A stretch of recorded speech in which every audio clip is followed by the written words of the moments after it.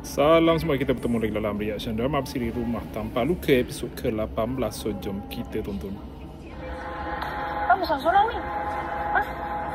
Rasa apa seorang? Rasa peluk papa? Tak peluk. Jangan gigit, jangan gigit. Jangan gigit. Jangan gigit lah, sakit lah.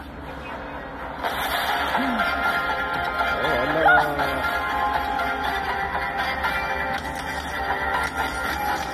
Mana mak dia? Oh.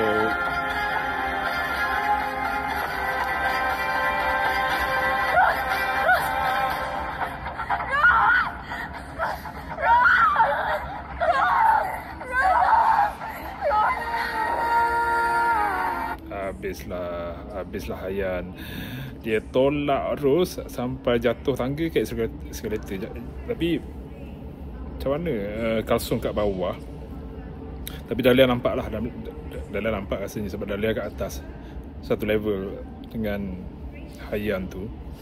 Macam mana dia boleh tinggalkan si Ros tu dekat dengan Hayan? Saya tak boleh lah. Saya tak boleh Ros ni rapat dengan Hayan sebab mereka tak sesuai bersama, tak rapat ke, tak mesra bersama ke. Bukan, Hayan ni bukan jenis macam apa father figure untuk Ros lah.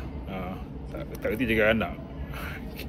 Gitu. Selalu kena ada Ros ni selalu kena ada dengan apa kalsum sebenarnya. Tapi kenapa dibiarkan budak tu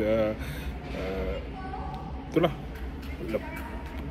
senang kata pantang lepas sikit. Jadilah macam mana malapetaka.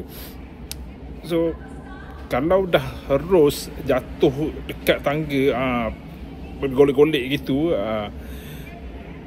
bayangkan apa dekat shopping mall, rasanya macam ni lah, macam eskalator lah. Kalau satu level tu, satu tingkat tu memang critical tu. So saya rasa memang Ros critical. Lepas tu memang salah tu dekat Hayan lah. Tak mana dia nak menyuruh lah lepas ni. Lepas tu memang harapan apa Hayan nak kan kalsung tu memang punah lah.